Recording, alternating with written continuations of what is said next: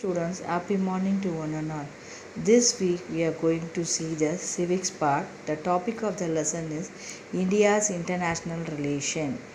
And then in this lesson we are going to learn about the policies with the neighboring countries, and we also understand about the importance of the India's policies towards developed nation, and we also gain knowledge about the India relationship with the international organization. இந்தியாவோட வெளியுறவு கொள்கை எப்படி இருக்குன்னு பார்க்க போகிறோம்.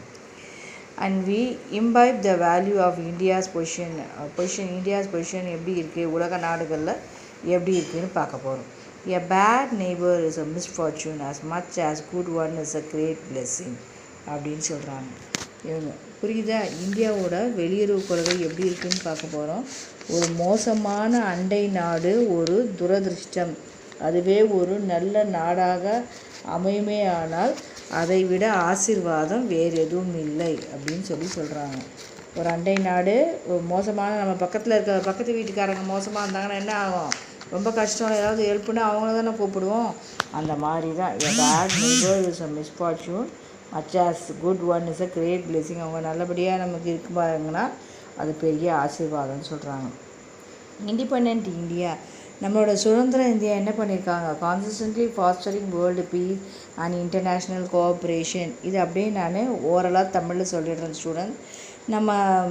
நம்மளோட India என்ன பண்ணாங்க? இன்டர்நேஷ்னல் கோஆப்ரேஷன், சர்வதேச ஒற்றுமை நிலைநிறுத்த இந்தியா வெளிப்படையாக இராணுவ கூட்டணியினா it maintained relation with the military alliances, has been active in cooperating and coordinating with other nations for peace and economic development. Okay va?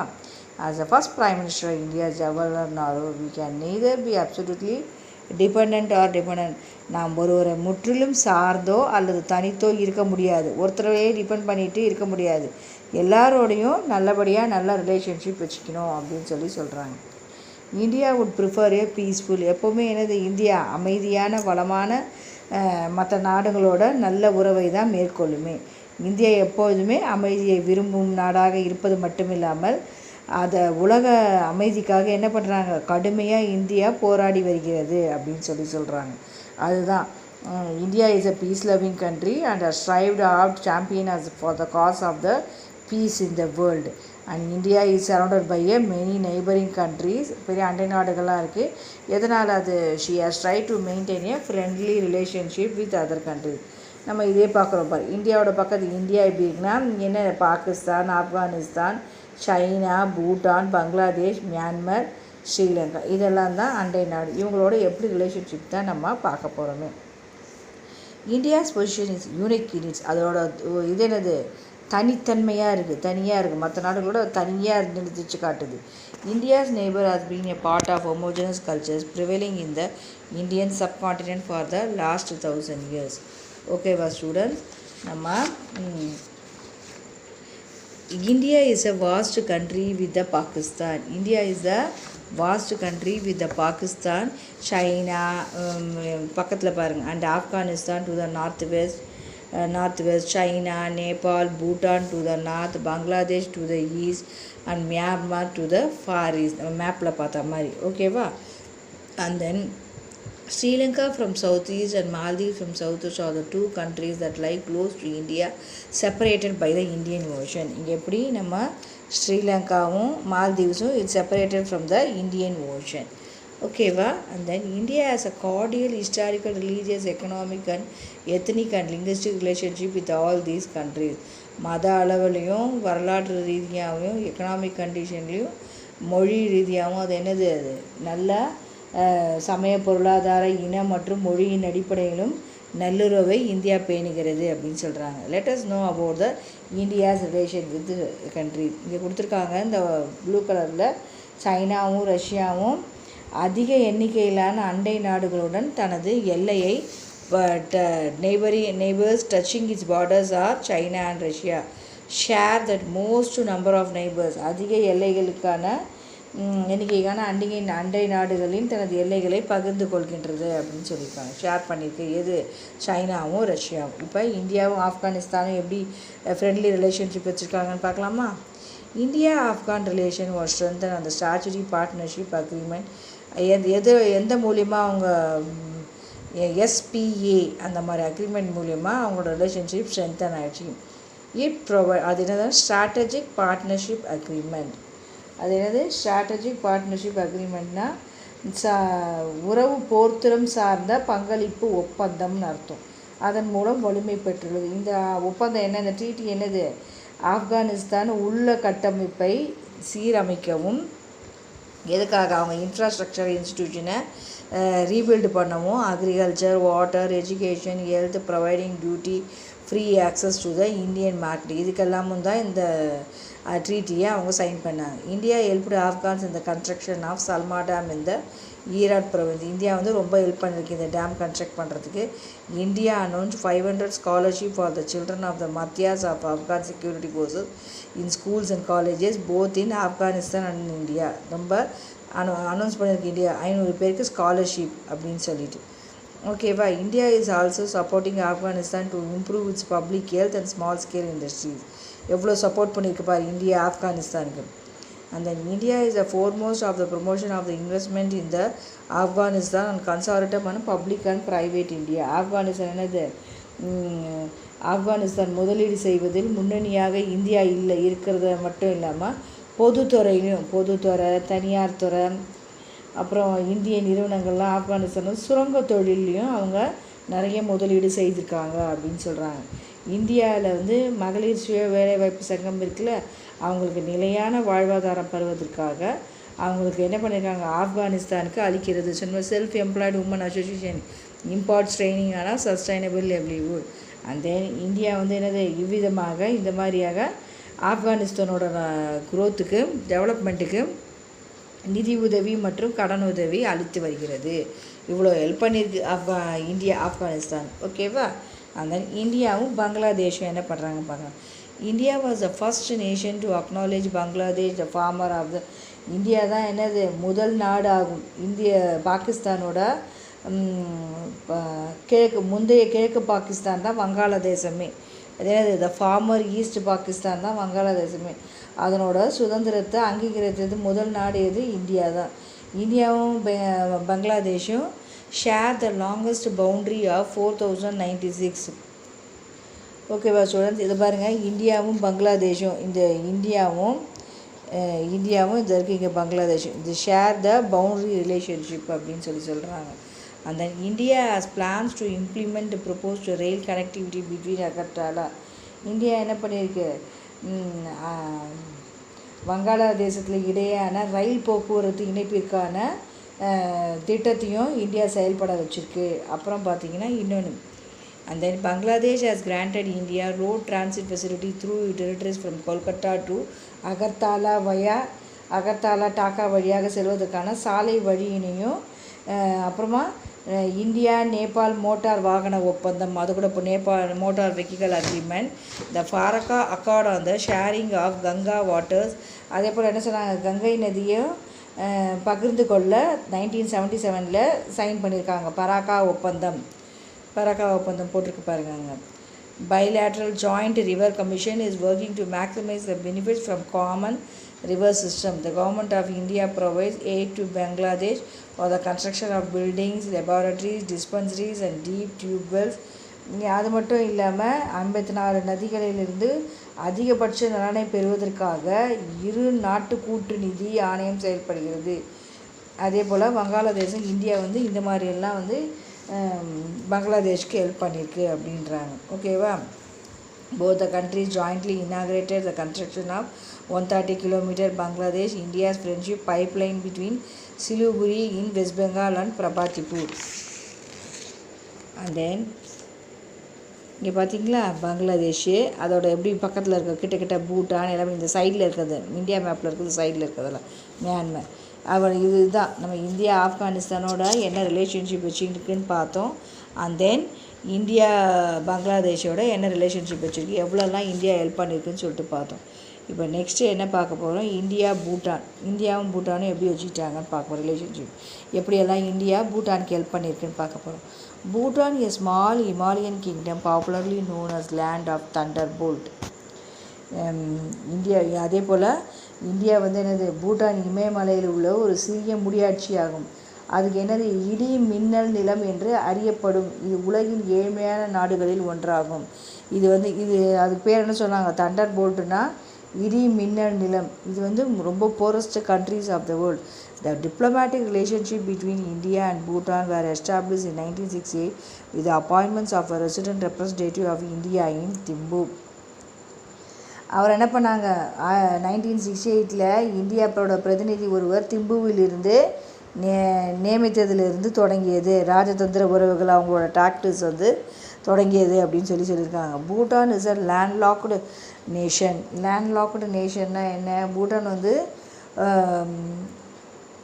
Bharat முதல் பூட்டான் வரை என்னது B2B, பாரத் முதல் பூட்டான் வரை என்று அறியப்படும் இருதர வணிக உறவினை அறிவித்துள்ளது அப்படின்னு சொல்லியிருக்காங்க.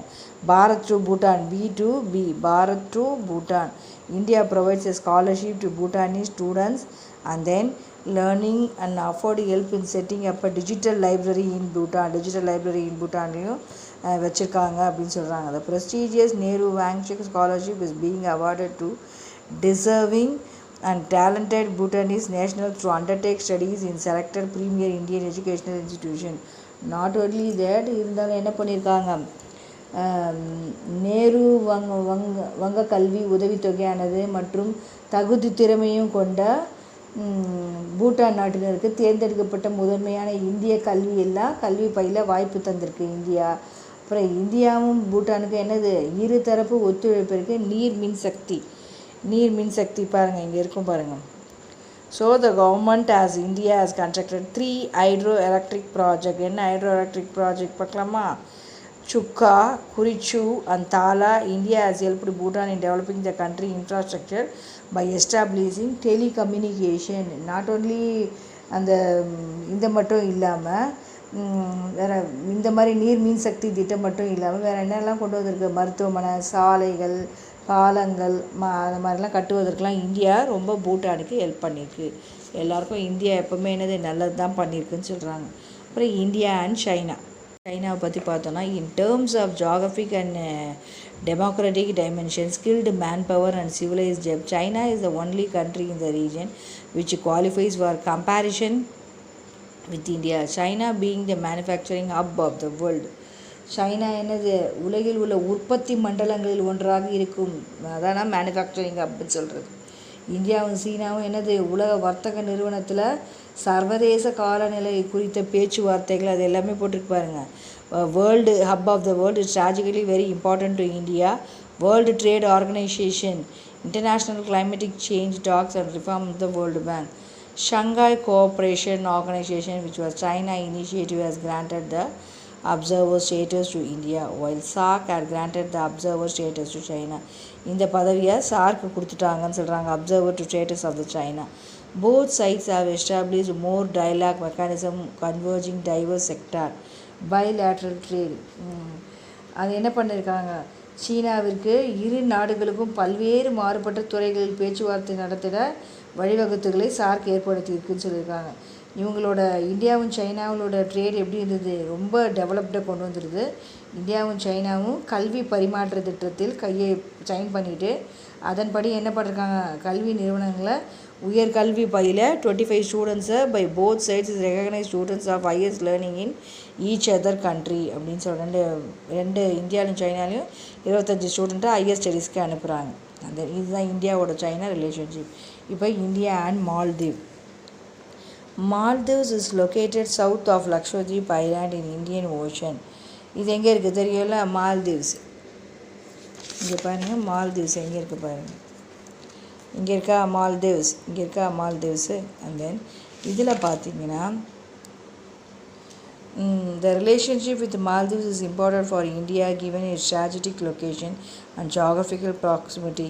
India and Maldives share ethnic, linguistic, cultural, religious and commercial links deep in its antiquity and enjoy cordial and multi-dimensional relation and trade.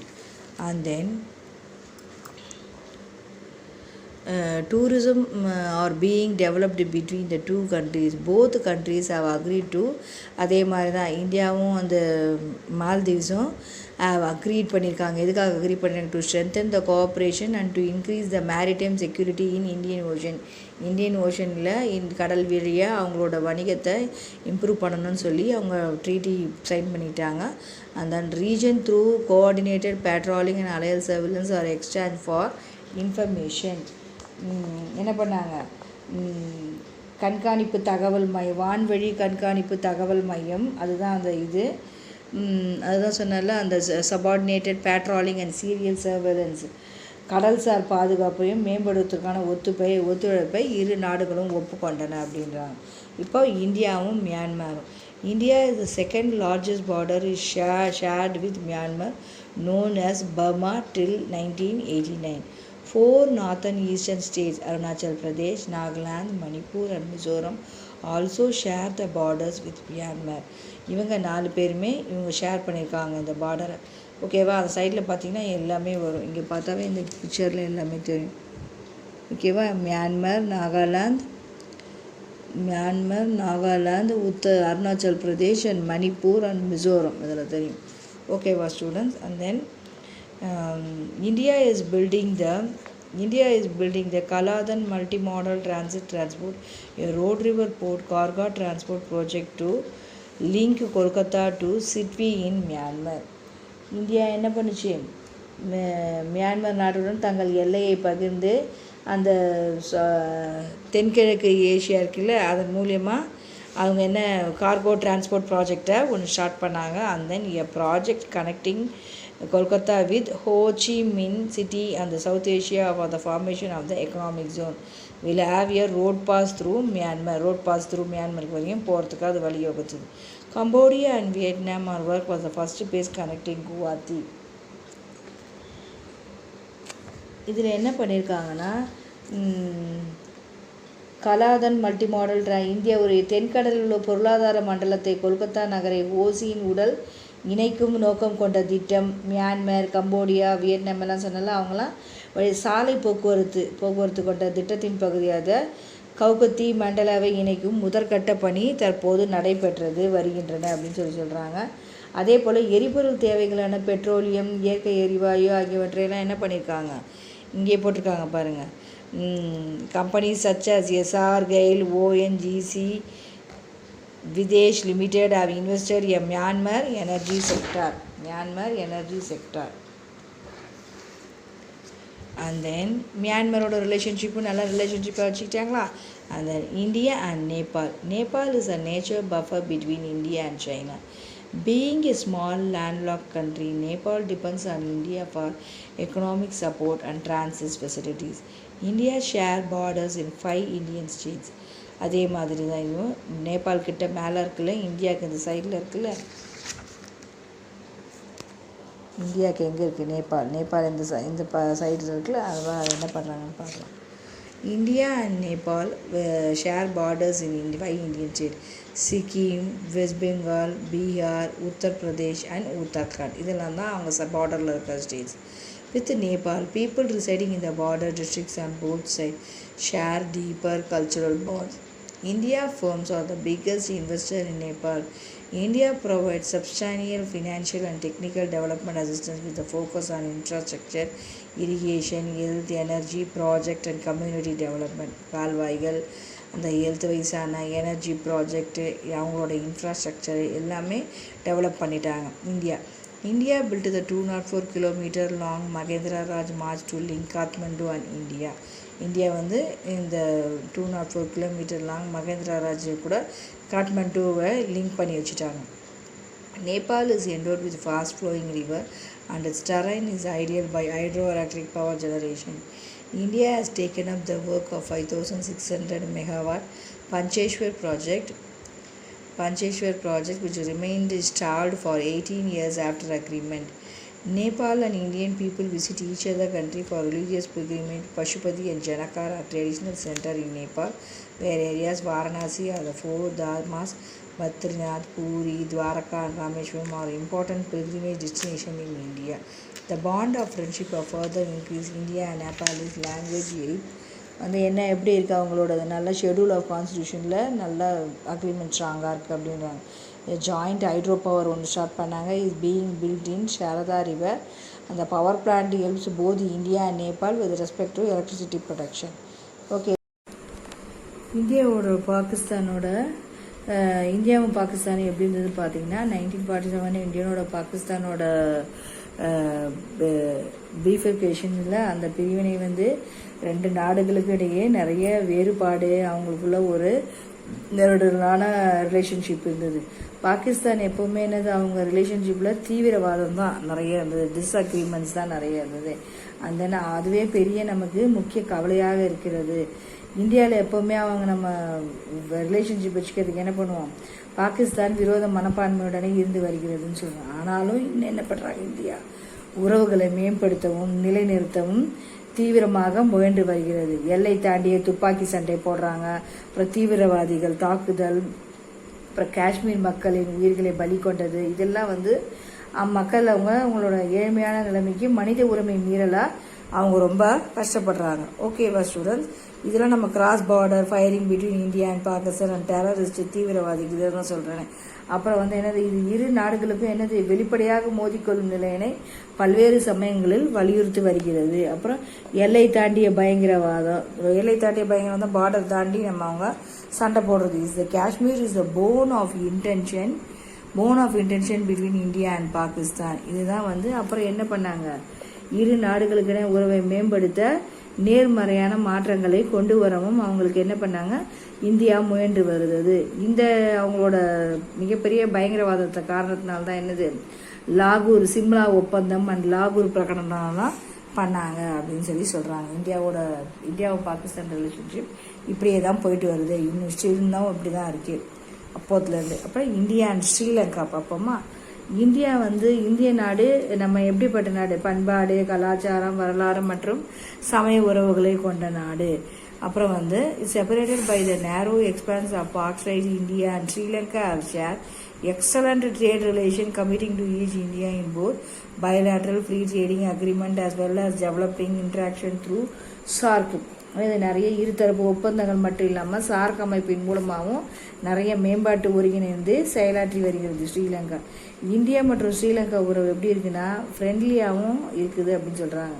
ஏன்னா தமிழ் இன பிரச்சனை தொடர்பான காலகட்டத்தில் சிறிது காலத்திற்கு மட்டும், அதாவது தமிழ் எத்னிக் ப்ராப்ளம், தமிழ் இன பிரச்சனை and it shadow of the relation between the two countries.